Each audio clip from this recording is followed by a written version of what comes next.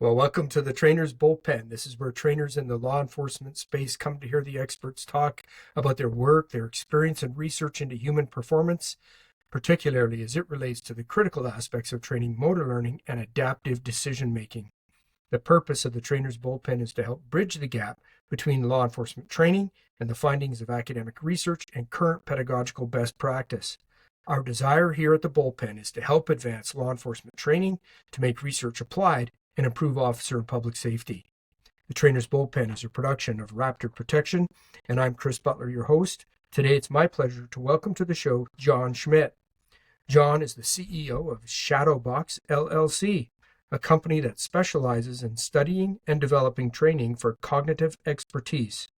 He is a former Marine Corps infantry officer, and as a captain, he authored Warfighting, the manual that introduced the Corps' new maneuver warfare operational doctrine and became the manifesto for the Marine Corps' reforms of the 1990s. Warfighting has been reprinted commercially as a management guide for business leaders. John invented and popularized tactical decision games, which have become a staple of Marine Corps training and have been exported to other domains. In 1994, he authored Mastering Tactics, a tactical decision games workbook, and he's authored hundreds of tactical decision games and currently hosts Shadowbox Decision Games Warfighters channel on Substack. John has consulted on a wide variety of doctrine, future concept, training, education, technology, and institutional reform projects for the military and other clients. He has designed and implemented several decision skills training programs in the military, law enforcement, and other domains. In 1999, John and Gary Klein developed the recognitional planning model, a staff planning methodology based on Gary's recognition prime decision model. John's hobbies include cycling, coaching soccer, and reading, and he lives in Auburn, Alabama with his wife and 2 dogs. John, welcome to the Trainers Bullpen, and thank you for joining us. Thanks for having me, Chris. I'm looking forward to it. So, John, I thought a good place for us to start would be for our audience to hear a little bit more about how you found yourself in this realm of decision-making as your passion as a profession. What was your path that you took to where you find yourself today? So, as you mentioned, I was an infantry officer in the Marine Corps, and it occurred to me that the fundamental task of the commander was to make decisions and see to their execution. But that decision-making part of it was not something that we really emphasized in training. We emphasized physical fitness, we emphasized management skills, we emphasized leadership, but we didn't really focus on the decision-making. And it seemed to me that the thing that separated the great captains of history from everybody else was the quality of the decisions that they made, which is to say their tactics and their strategies. And so this became a passion of mine. I just started studying it on my own, and that eventually led me to Dr. Gary Klein, one of the pioneers in naturalistic decision making and the inventor of the recognition prime decision model. And so it's just taken off from there. It's been, like you said, a passion for over 30 years now. Wow, and you found that that passion has led you to do a lot of work with the military, but also you've expanded, obviously, through your company, through Shadowbox, into lots of other domains, including law enforcement, which is why I wanted to talk to you today, because this podcast exists for law enforcement trainers and how we can help them maybe understand being able to reform their training and make their people better. So I want to start. So you shared a couple of great resources with me when you and I first connected and began having these conversations.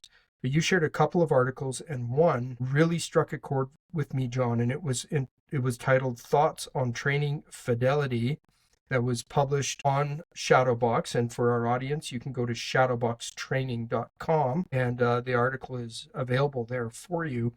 But training fidelity is something that law enforcement trainers have spoken about for a long time. We often use this phrase, high fidelity training. Well, we're doing high fidelity training. And but when I read your article, it's much more nuanced than that. And your article really bent my understanding in a good way to challenge me to think about what does it mean to have training that has fidelity. And so can we maybe, John, let's start with a definition of fidelity, and then let's build from there. So what does fidelity even mean when it comes to training? Sure. So in the context of training, fidelity refers to how faithfully the training system replicates the actual skills or environment that you're trying to train the skills in, right? So if you're trying to train decision-making skills in law enforcement officers, how realistic are the types of decisions and the other types of cognitive requirements that the training presents to the trainee? So that in a nutshell is training fidelity. And then obviously, eventually, you want to have high fidelity training. You want the training to come as close to the reality as you possibly can, but not always, right? I mean, we have this assumption that everything needs to be as high fidelity as possible, but the higher the fidelity of the training, the more cognitive load it puts on the trainee, and it's possible to just overload the trainee with too much fidelity. So you have to ask yourself, how much fidelity is the trainee ready for, and what kind of fidelity, because there are different kinds of fidelity, and that really matters depending on what you're trying to train. Okay, so super helpful. Let's go there. Let's talk about the different types of fidelity, because what I liked about what you said is the beginning point for understanding the objective of, like, we have to understand the objective of our training. What do we want to accomplish? And once you understand the objective, it almost sounds like you then need to reverse engineer your training based on the types of fidelity that are needed in order to accomplish your training objectives. So, John, that's exactly right. Yes. Yeah. Yeah. Okay. So, talk to us about those different types of fidelity. How do we understand those? So maybe the most commonly understood type of fidelity, in fact, when I think this is what a lot of people default to when you say training fidelity, is physical fidelity, which is how closely or realistically does the training system replicate the physical environment. And so it's basically, does it look real? It's mostly, how it looks, but it's also how it sounds, how it smells, right? So how you interact with the environment through your senses, right? Is that faithfully replicated, right? So that's physical fidelity. And typically now the big thing in physical fidelity is sort of high definition, high density, right? Virtual reality, those kinds of things to try to achieve high physical fidelity. But there are other kinds of fidelity. There's functional fidelity, for example.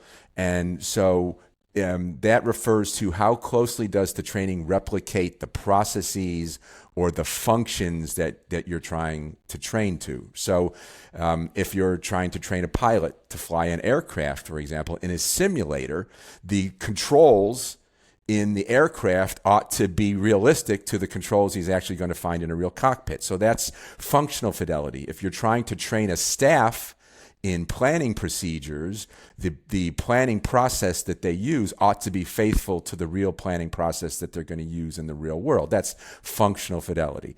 There's psychological fidelity, which is how closely does the training sort of replicate the psychological or emotional factors that you're going to create? Does it create the right kind of stress to exercise stress response, right? So psychological fidelity answers the question of, does it feel real, right?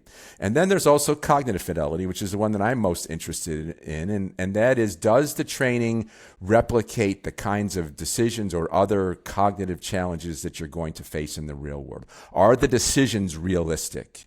Is the situational awareness that you're trying to create, is that realistic? So that's cognitive fidelity. And so, as you said, the training objectives ought to tell you what kind of fidelity you want to try to achieve. If you're trying to train decision making, you want to be focusing on cognitive fidelity. If you're trying to train motor skills, for example, then you probably want to focus on functional fidelity. If you're trying to train stress response, you want to focus on psychological fidelity. Okay, just a quick comment on the psychological one, because I'm seeing that also as being very important for law enforcement officers to experience a training environment that puts that pressure on them in order to evoke a stress response during training, because the last thing we want is for the first time an officer experiences that, obviously, is on the street at an operational call. But is there also, so it seems to me there's perhaps a dark side to that issue as well, of psychological fidelity, because sure, you can cross the line and it becomes hazing, right? And then it's not really training anybody. It's just treating people badly. So psychological fidelity, creating stress, is not always just creating loud noises or somebody yelling in the trainee's ear while he's trying to perform his task or something like that. There are other ways to do it. There's create time limits, things like that. Create pressure. What I like to do in a TDG session, for example, is create this environment where everybody sort of has to be prepared to give their answer in front of everybody else. And so the natural human competitiveness kicks in, and you don't want to make a fool of yourself in front of your peers. And so that kind of amps up the emotional risk and the psychological fidelity as well. So there are lots of ways to do it beyond just yelling at people and abusing people. A useful technique that I saw in California law enforcement, and I'm sure it's widespread, is before they go into a decision-making session, they'll do 20 burpees or something like that, just to get their heart rate up, to sort of replicate what happens in the real world as your heart rate goes up and your sort of focus narrows, and so you have to learn to control your breathing and that kind of thing. There's some really simple ways you can increase psychological fidelity and stress. Great. And now, in your earlier comments, John, you said that you said my focus really is on cognitive fidelity. So in saying that, does that mean that from your perspective, the cognitive fidelity of training is more important than the other elements, or what's the relationship? Oh, absolutely, yes. So our general formula is we try to create training that has high cognitive fidelity, fairly high psychological fidelity at the lowest possible physical and functional fidelity that's necessary, because you need some level of physical and functional fidelity, but take that down as low as you can possibly get it, and focus, because those things use up processing power, right? They create cognitive load, and if you're focused on trying to just understand all of the details of the physical environment, you don't have any brain power left to focus on the decision, right? So we want to focus on the decision by amping up the cognitive fidelity, the psychological fidelity, and then dialing down to the minimal necessary level the physical and the functional fidelity. Okay. And Yeah. you used the phrase cognitive load, John. Yes.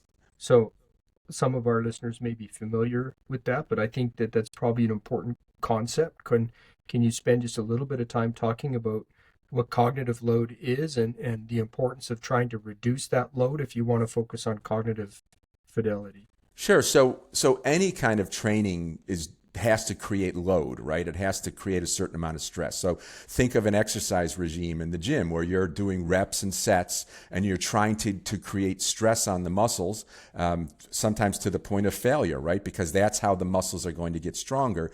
It's exactly the same thing with brain power, that you want to create stress on the brain so that the brain actually recovers and becomes stronger the next time.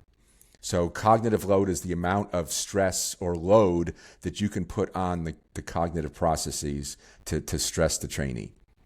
Okay. And if there's too much load, then what happens to cognitive processes? They just start to break down, and they stop learning. It's just like over-exercising. You start to hurt yourself and you don't get any kind of physical gain. It's the same thing with too much cognitive load. The brain just kind of overloads, and it shuts down, and you stop learning. Okay. So it seems to me then there must be a sweet spot for this load. Yes, and so that's one of the sort of tricks of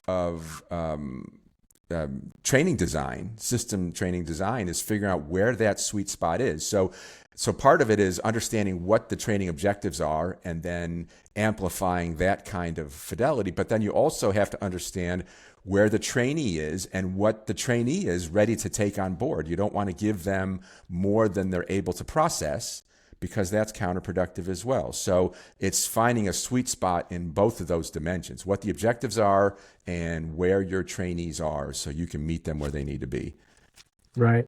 Absolutely. And John, in your article, you said that there are, from in your opinion, there are some problems with the current training approach in the military domain. And then as I read through your article, what struck me is that I would say the same thing probably applies to the law enforcement domain in my experience. But can you talk about what some of your concerns are with respect to the focus on fidelity that you see in the military or other domains? Sure, and I kind of alluded to this. So the when people talk about training fidelity, a lot of times without thinking about it, they just automatically default to physical fidelity, and they say, Absolutely.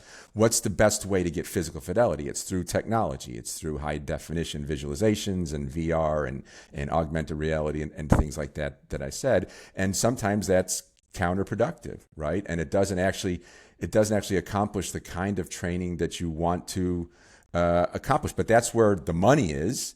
And of course, all the research tends to go where the money is and where the profit is. And so we've got this, I think, really unbalanced emphasis on physical fidelity through high technology at the expense of the other kinds of fidelity, which may be more important, right? And the problem with doing, one of the problems with doing this is that you build this expensive piece of technology. It's a rare commodity, right? So the trainee doesn't get to experience it very often. He gets to use the force option simulator once or twice a year, right? And a lot of times it's down for maintenance, and you need specialists to keep it and maintain it.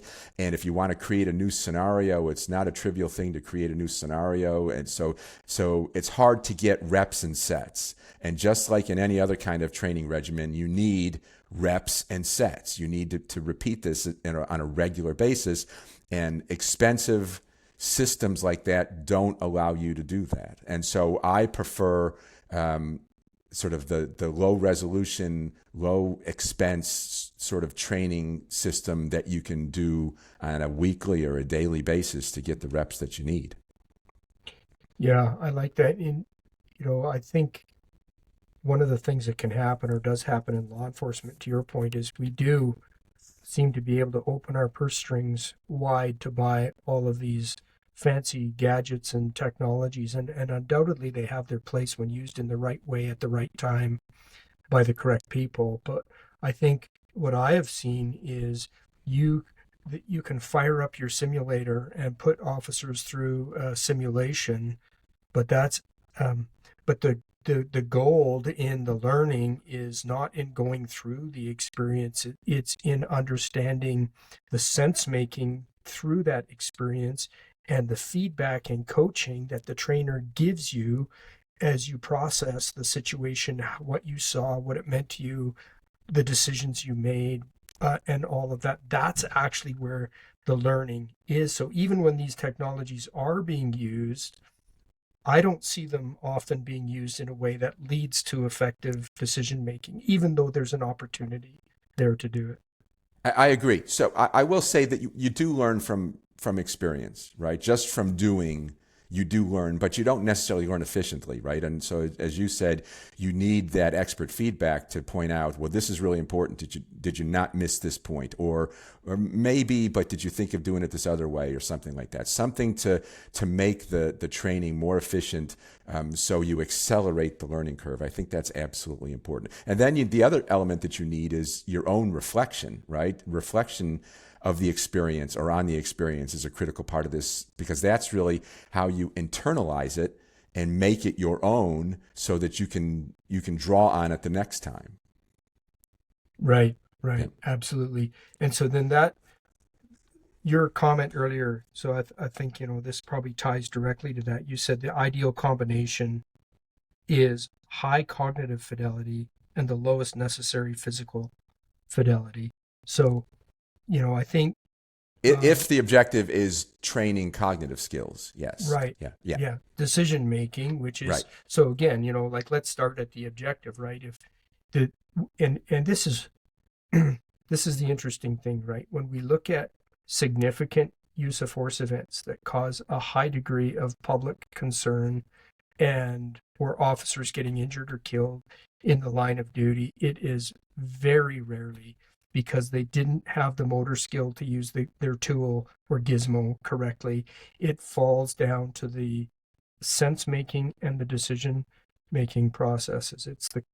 And so again, if our objective is we want cops who are highly adaptable, resilient decision makers in these time compressed novel situations they encounter on the street, then our focus really needs to be on building cognitive fidelity through our training. Would you agree with that as a summary? I absolutely agree with that. I couldn't put it better. I won't even try. You should try. You're the expert. So you developed your company Shadowbox, and you developed TDGs, or tactical decision games, in order to help officers or your students become better decision makers. So can you talk to us about TDGs, a tactical decision game? What is it, and how does it relate to cognitive fidelity and decision making? Sure. So let me go back a little bit. TDGs actually came out of my experience in the Marine Corps. I was a young captain. And again, as I said, I was passionate about decision making and how you get better at it. And I became familiar with Gary Klein's work. And the thesis of Gary's recognition prime decision model is that we make decisions by recognizing patterns from past experience, right? And the more experience you have, the more patterns you can recognize, and the more solutions to the problems that you see you can recognize, because you've experienced more solutions, and some worked and some didn't, and that sort of thing. So the RPD basically says you're faced with a problem. You recognize that problem from your past experience. You know what you did the last time. You then run a sort of a mental simulation in your head to see how that solution might work in this situation. And if it works, you go with it. If it doesn't, you might tweak it and go with it. You might have to tweak it a little more and simulate it again and go with it.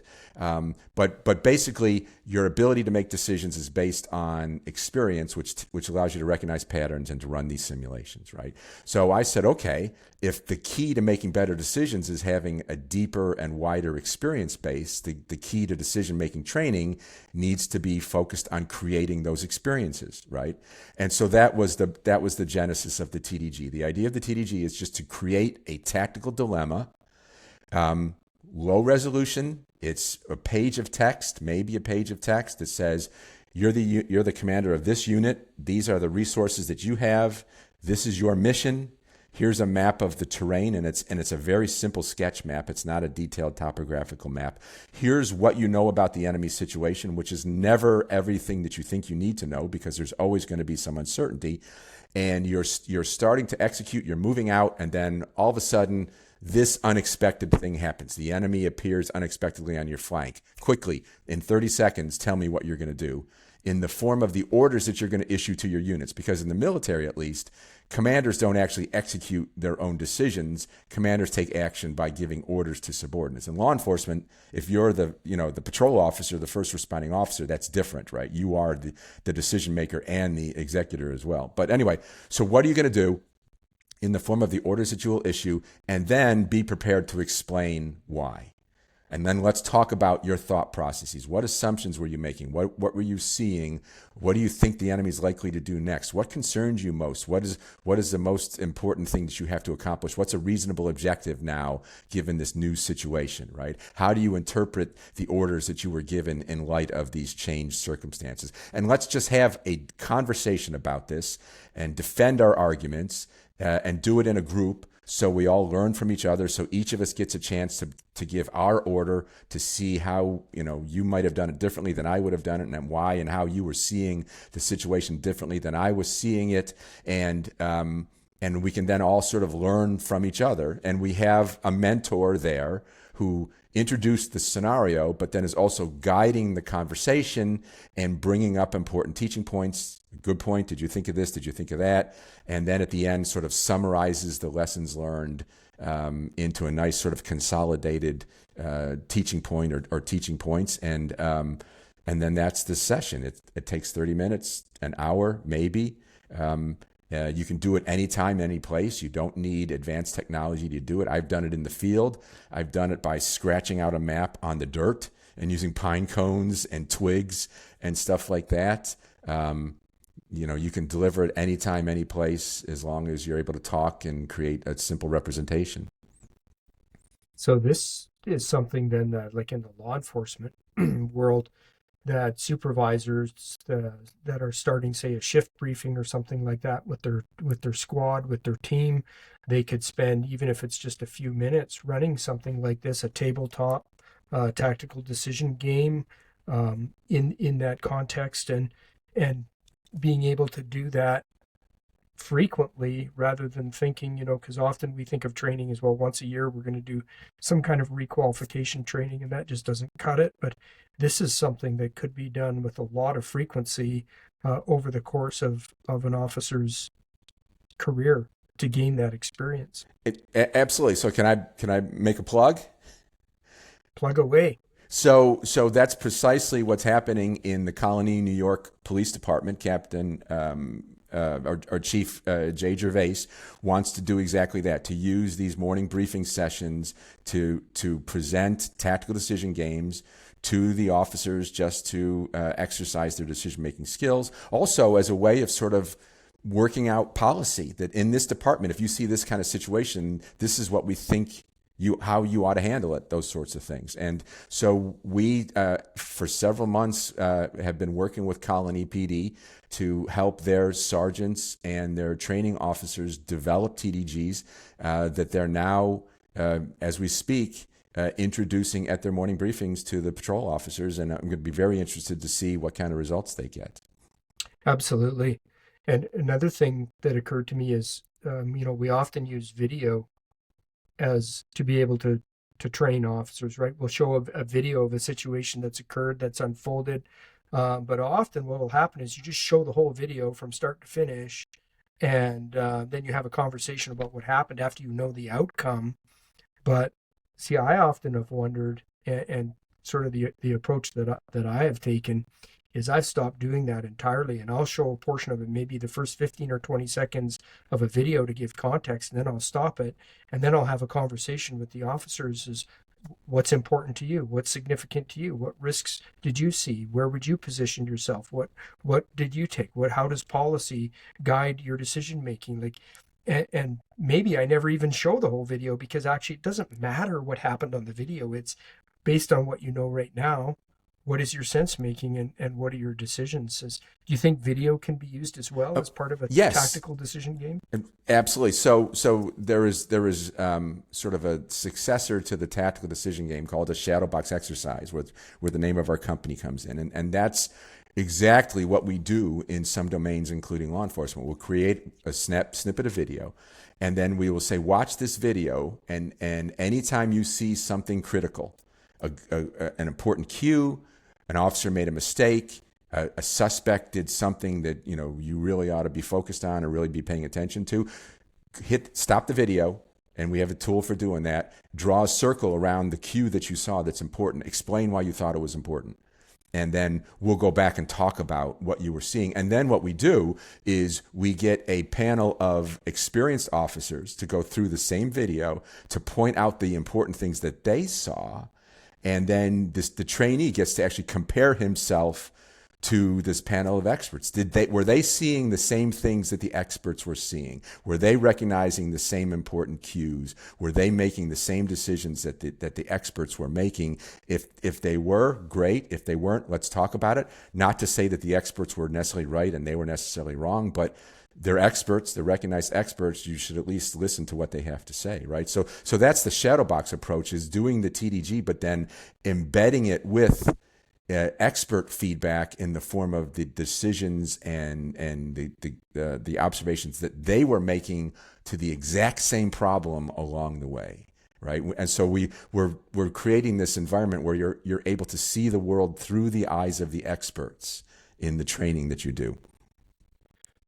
Now, it seems to me sometimes experts actually have difficulty explaining what it is that they know the decision they made. Right. But do you find that, like, somebody with a high degree of expertise, that has just become so implicit that they just make decisions, but they have difficulty articulating what they saw and why Oh, they made the decision? absolutely. In fact, we've talked to guys. We ran into this in the firefighting community where we were doing a project and we wanted to see what kinds of difficult decisions they made. And this was actually Gary Klein's research. And he said the first thing they told him was, well, we don't make any decisions. And he's like, what? They're like, no, we don't make any decisions. But as soon as you start to peel the grape and ask them questions and give, have them talk about an incident, you realize they do make all kinds of decisions. They're just not aware that they're doing it because it's so internalized. So we have developed interview methods to help us sort of get past that and get down to the root of what they really are deciding and why they're doing it. And very often experts don't know. Right? They don't know, they can't express how they do what they do. They just do it. Which is how it needs to be. I mean, that's how it ought to be, right? Yeah. Yeah, well, exactly. Especially in those really time compressed situations where you just need to perceive and act, and afterwards you think, why did I do that? I don't even remember making the decision to do that. Yeah. And the other danger there is if you ask them to explain why, they don't know, but they want to help you. So they'll try to think of something, right? And maybe they'll even make something up just because they don't know themselves. They're not trying to mislead you or lie to you, but they just don't know themselves. And so you really do have to dig deep and to find the real reasons behind why they do what they do. But they're there. So and we usually find them. Yeah, right. So when you can do that, when you can uncover what it is, how experts made sense and made decisions, and then you compare that to how maybe more novices did, are you finding that you can help accelerate the performer's journey towards expertise rather than just letting the school of hard knocks educate them? Like, seems to me that's the whole point of tactical decision games, is accelerating expertise. Yes, accelerating the learning curve. So we have done some studies in some domains. We've done a couple of studies in the military domain where with lieutenants, so novice officers, and in the course of a half day of training over the course of 4 scenarios, we have been able to get about a 25 to 28% increase in the quality of decision making, defined as the novice's decisions start to align more closely with the expert decisions, right? So they're 28% more likely to make the same decision that the expert makes. And we've been able to do that, like I said, in a half a day of training in some domains. So when you come in with a tactical decision game, is it something that is specifically crafted for, so if you were to come in, say, to a law enforcement agency and run tactical decision game training, do you craft those games specifically for that agency, or is this like do you have a box of tactical decision games that you take wherever you go? Or are they individualized for the so both. So first of all, I mean, they're always within the domain, right? So doing an emergency room scenario for a military commander is not that useful. So they are domain specific. We will often go in and work with an agency and develop scenarios specifically based on what their interests are. At that time, de-escalation. We did some work with California Post a few years back, and they were specifically interested in de-escalation training. So we developed some de-escalation scenarios with them. We developed them for California Post. We've used them with other agencies because de-escalation is a problem for everybody, right? Or a training objective for everybody. So sometimes we will develop specific scenarios for specific training objectives for that client. But we have found that if you're working within this same domain, there's a lot of crossover value to scenarios. And do you find, John, that when you come in and you do training for a client, is it your goal, like when you leave there, that you've then equipped them to be able to take their own decision game process, like just to continue and to mature their own decision games? Like ultimately, yes. Yeah, it's sort of to make them self-sufficient in this way. So I referenced Colin EPD. I mean, that's exactly what Chief Gerace's objective was to give them the skills to do this on a sustainable basis themselves. And Well, I so, love to go in and run TDGs. I will go in and run yeah, TDGs for your agency all day long if you want to pay me to do it. But ultimately, you want to learn how to do this yourself so that you can make it sustainable. right. Yeah, because I Yeah, can see that you want this to become part of your culture in the absolutely. organization, right? Yeah. Yeah. Oh, yeah. I mean, yes, the cultural impact of these things I found is huge. If you do it, if you commit to doing it, you're going to see significant cultural impact. Can we talk for a little bit? Because you spoke about naturalistic decision making, but only briefly, and and how people they look for patterns, match patterns, and this whole recognition prime model. So maybe talk to us about that, but specifically as it relates to the this other idea of making rational cognitive decisions, comparing options, and I could do Right. this, I could do that, because I think this is, I like, as an expert witness, I'll just, one of the things that I struggle with the most, and you can help me here, is when I go into court as an expert witness and I'm testifying to a judge or to a jury about a law enforcement use of force incident that took place in an incredibly time compressed, high consequence environment. And they have had the benefit of weeks, if not months, of reviewing thousands of pages of document, of slow mowing video down, looking at it frame by frame, and talking about what the officer could have done and should have done and all this. And my challenge is getting them to understand that is absolutely not how this human being made decisions Right. in Right. that environment. So please talk to us about those two models of decision making, where one works and when it doesn't, under what conditions, and how do we understand that? Sure.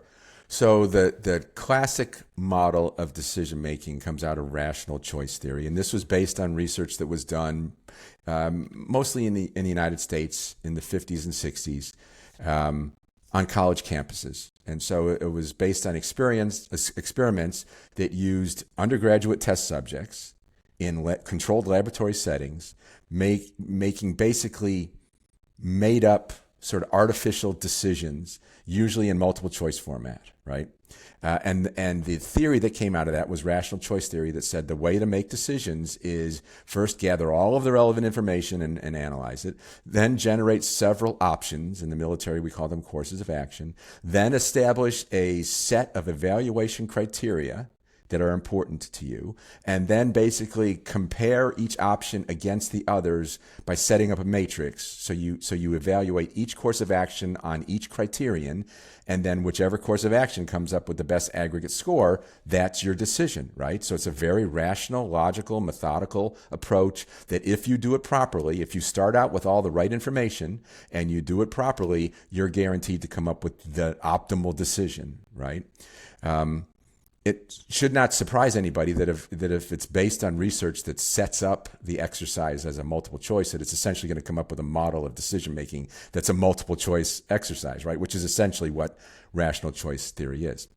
Starting in the 1980s, a group of researchers began pushing back on this and created what came to be known as the naturalistic decision-making movement. Naturalistic in the sense that they took it out of the laboratory, out of the controlled setting, they went out to the field, and they watched actual practitioners making real-life decisions with life and death consequences under time pressure and uncertainty and other stresses, and watched what they did. And what they found out was that these practitioners don't use rational choice theory. They don't generate multiple courses of action and then compare them against each other to come up with the one that has the best score. They do something very different almost all the time, even when they're not under time pressure, even when they've got some time to sit down and deliberate, they don't usually go through this rational choice process of comparing options. What they do instead, according to Gary Klein, who came up with the recognition prime decision model in right around 1990, is they find themselves in a situation, they take in information, and they recognize patterns, like I said, because they said, I've seen something like this before. Every situation is unique, so you're not going to find an exact match, but you're going to be able to say, I recognize some parts of this, and I know how this plays out, and I know what works. And so now I take a solution that I did then, I mentally simulate it in the new situation to see how it will work in this situation. If I like it, I go with it. I don't compare it against anything else. If I don't like it, I may tweak it and then simulate it again and then go with it. If I don't like it, I can't make it work, then I go back and I find a different pattern and a different solution. So I may actually look at more than one option. It's not that you always just do the first thing that comes to your mind. I may look at more than one option, but I don't do it in parallel, comparing the options against each other. I do it in sequence, comparing each option against the problem. And as soon as I find one that works to my satisfaction, I go with it. And what we discovered is that experienced decision makers very often can develop a workable or a successful first option. That's what their experience buys them, and that's why they're able to do this so quickly. So that's the difference. And so you ask yourself, okay, if you believe in the RPD rather than rational choice theory, which I absolutely do based on my own experience as a military officer, as soon as I read Gary Klein's first article on recognition prime decision model, I go, this is it. This guy knows exactly what happens inside my head. And I knew that the rational choice theory didn't work because I knew that I never did it and nobody else did that I ever talked to. So I read Gary's article and I thought, this works. This is exactly what I do. Well, if that's what you believe, then how do you make better decision makers? You don't do it by teaching them the process because the process is intuitive, right? You do it by increasing the experience base, giving them as many reps and sets as you possibly can to increase the depth and the breadth of their experience base so that they have more patterns to draw from and more solutions that they can draw from as well. So in creating those experiences, would like variability then? So if we're creating multiple patterns, like when you're doing your tactical decision games, I'm assuming that you have these different injects at different times that you give in to kind of cause a disruption in pattern thinking and get them to think about something, because isn't the rich variability of all of these different, like even if it's a shade different, right? Like, oh yeah, absolutely. It kind of looks like that, but this one's a little bit different. And so how does that impact my decision making? Sure. So at first, I think you're focused on sort of getting them to recognize the basic patterns, right? And the different types of basic patterns. So breadth does matter. You need to cover sort of the waterfront of all the basic things that could happen. But then once you've done that, then you need to dig deeper and get some depth to get variation to those basic patterns, because sometimes those variations can be critical, right? So what may look like a gap to you that you might want to push your forces through could actually be designed as an ambush to lure you in, right? So you need to know, on the surface, they look very similar, but you need to understand the slight differences that might make you realize it's one and not the other, right? So that you don't get yourself killed. And so, yeah, that variability is really, really important. So a lot of times in a TDG, I will say, okay, this enemy platoon appeared on your flank. Great. What if it was a company? Would that change what you did? What if it was a squad? Would that change what you did? What if instead of infantry, it was tanks? Would that change what you did? So throw in a lot of counterfactuals to get people just sort of think of the different variables that matter and how changing those variables actually changes their understanding of the situation and what they're going to do about it. Absolutely. John, how does naturalistic decision making relate to Boyd's OODA loop? Because this is something that we still use a lot in law enforcement training, the whole observe, orient, decide, and act. Is there any like crossover between naturalistic decision making and Boyd, or are they two totally different constructs? Or so I knew John Boyd. I was I'd have to say, I guess, one of his acolytes.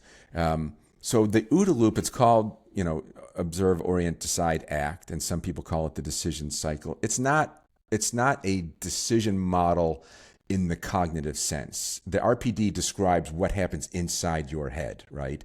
The OODA loop is a broader model for being able to sort of maximize your freedom of action and your success in a dangerous, fluid, uncertain world that requires you to make decisions and act and then adapt, right? So it really is a model of rich adaptation based on understanding the environment around you. It doesn't just happen in somebody's head. It can apply at the individual level.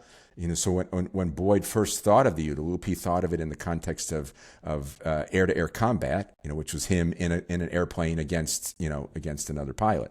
But the model's been expanded. You can include organizations. Organizations have OODA loops.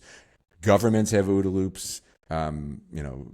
Teams, sports teams have OODA loops. So the OODA loop is not a cognitive model of decision making in the same way that RPD is. It's a broader, more general model of adapting to the world and in order to succeed. That's super helpful to understand the distinction. Thank you, because we do often hear sort of a conflation between naturalistic decision making and Boyd's OODA loop. And then the other thing that is often put together is, Daniel Kahneman's System 1, System 2 thinking, I think, and would I be correct in thinking that, System 2 would be more like rational type of decision making, and System 1 is more automatic, reflexive, intuitive decision making? Yeah, that's absolutely true. Yeah. Okay, so how does System 1, System 2 relate to naturalistic decision making? And I know that Gary Klein and Daniel Kahneman had some good conversations about those two approaches. So I'll answer that. Let me go back to finishing up on Boyd. So there is the D in the OODA loop, right, where the decision takes place. And I will say that Boyd was very sympathetic to the naturalistic approach to decision making. Boyd was not a fan of rational choice theory. So where the OODA loop doesn't specify the actual method of making the decision, Boyd clearly was on the naturalistic side and the RPD side. So that finishes with Boyd. System 1, System 2. A lot of people say that recognition prime decision making is purely System 1, and I've had this conversation with Gary Klein.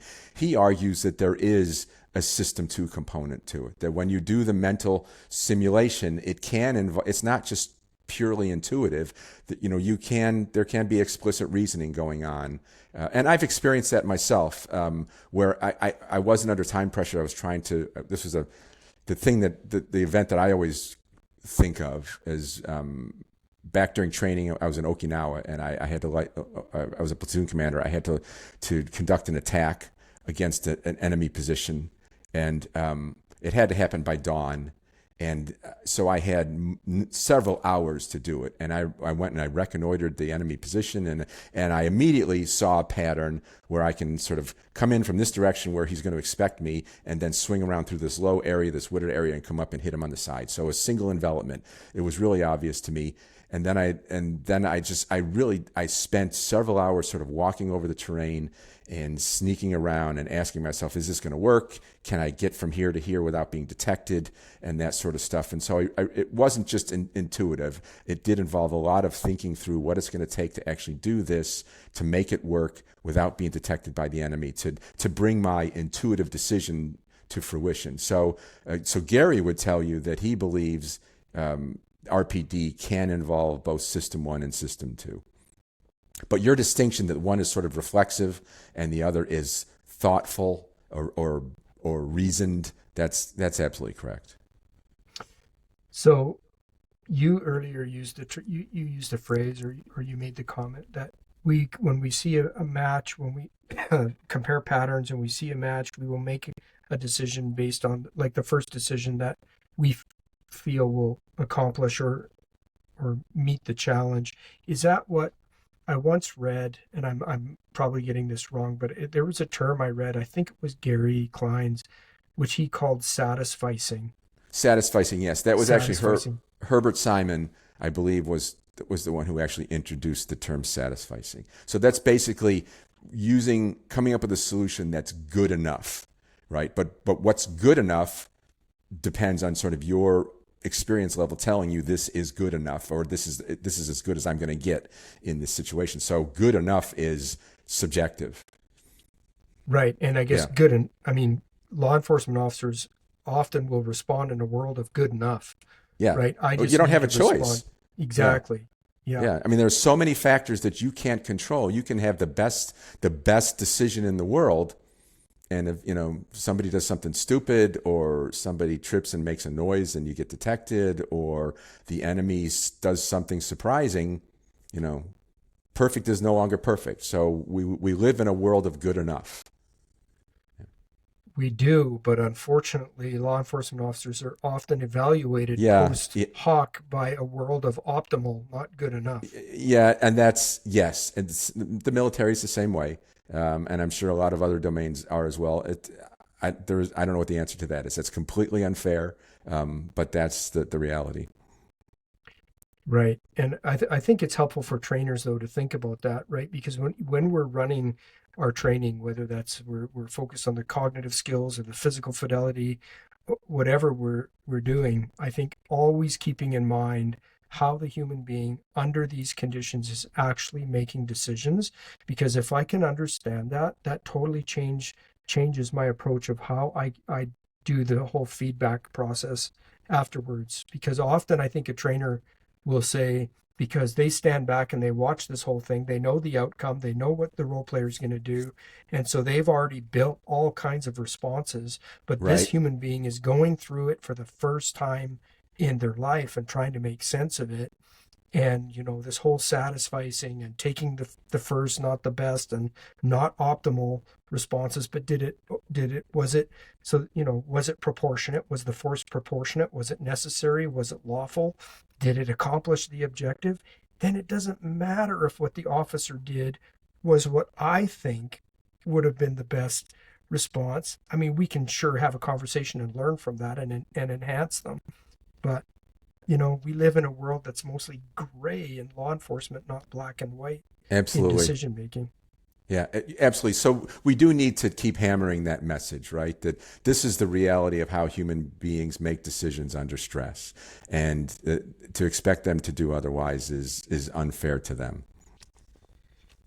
Yeah. So we only have a few minutes left, but I do want to make sure we get to this, because in your article called "Training People to Make Better Decisions," and that's also available on shadowboxtraining.com, training people to make better decisions, you talk about some important ingredients to training to help develop this ability, this cognitive adaptive decision making ability. So there were four elements that you spoke about, and you said they must be that the training must be experiential, and it must have repetition. You already spoke a bit about that. You talked about feedback, and you spoke about the importance of feedback and how that accelerates learning. But then the last one that we haven't mentioned is you said training must be engaging. So what does that mean if I'm in training that's engaging? So I keep coming back to the analogy to exercise. If your exercise routine is a bore, right, and you just hate exercising, are you going to do it?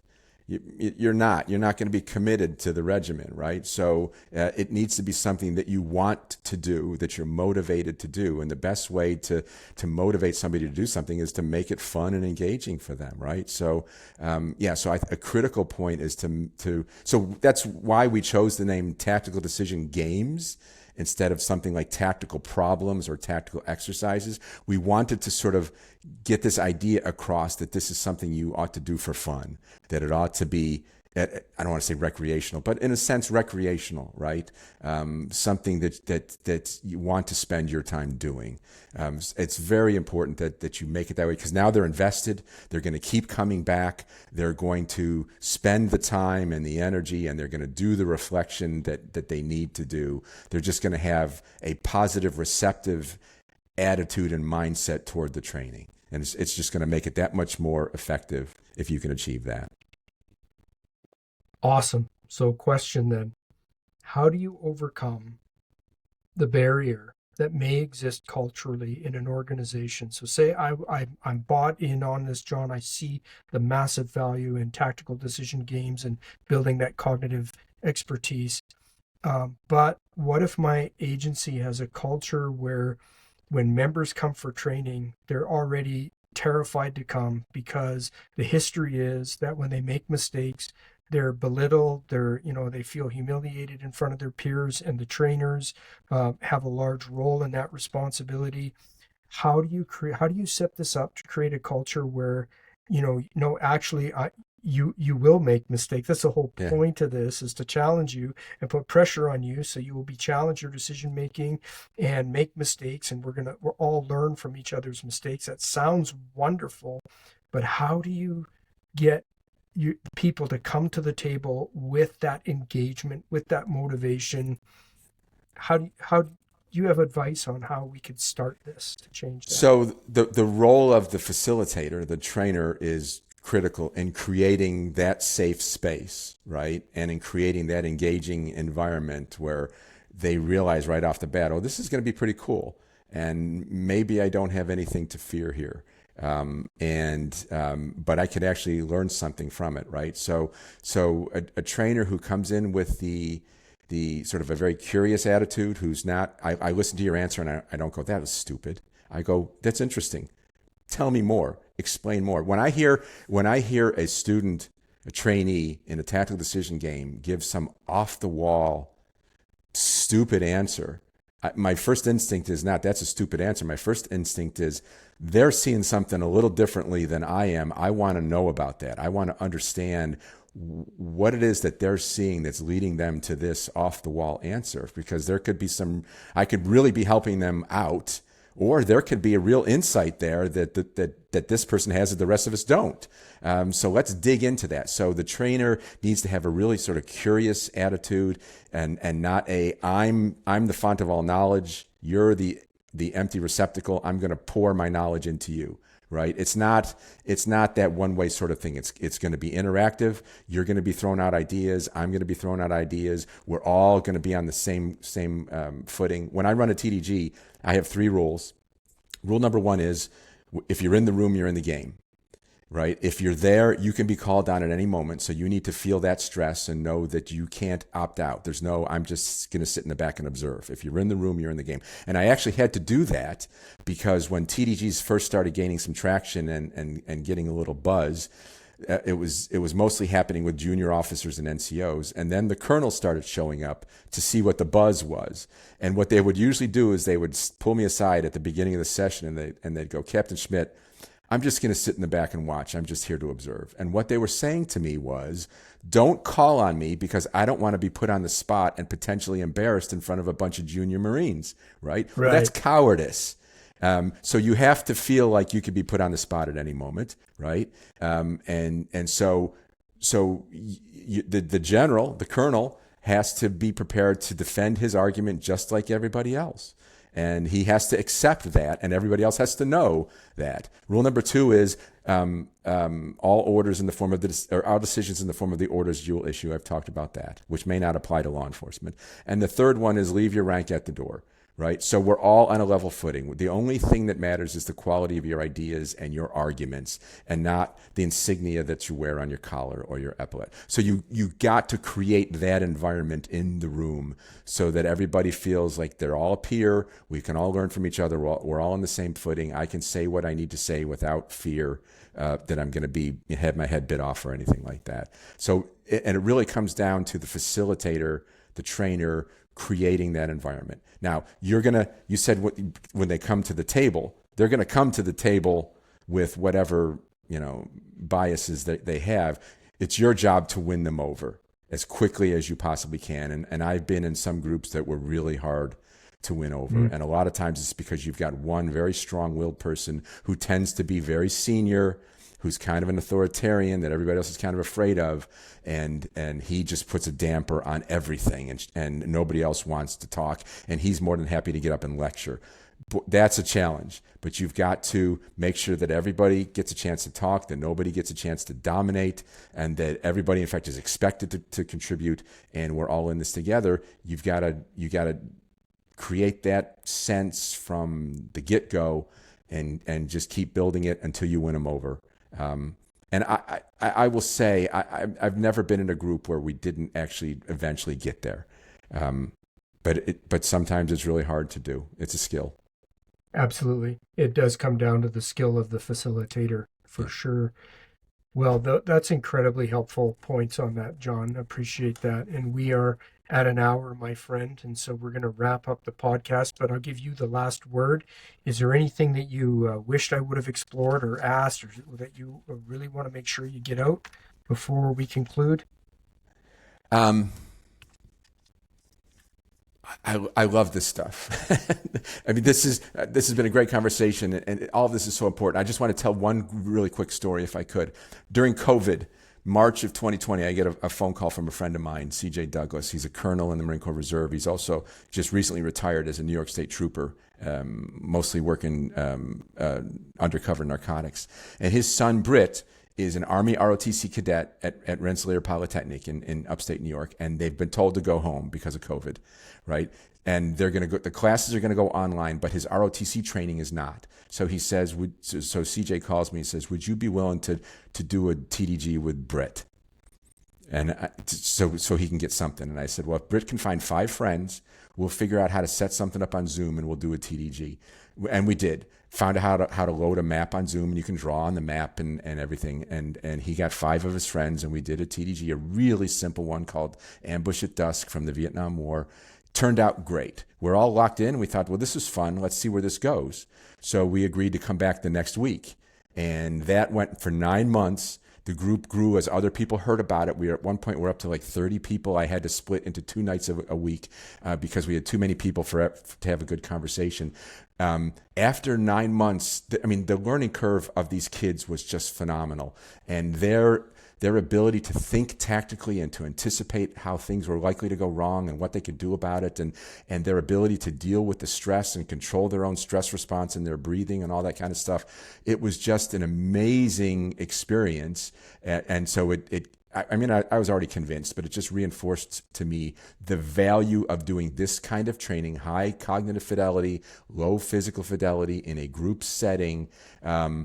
Just the power of doing it, number one, but number two, that you had to be willing to make the commitment to do it. We did it every week for 38 weeks until they had moved on to other stuff. They started going back to school, and the group broke up. But such an amazing experience. You can get there, but you got to make the commitment. And for our listeners who want to make that commitment, John, who have listened to this podcast and you've really struck a chord with them, they want to find out more about helping build better decision makers in their agency. What would be their first approach? How would they go about contacting you, reaching out to Shadowbox? What would be the process? They can go to shadowboxtraining.com, as you said, and just learn about our company there.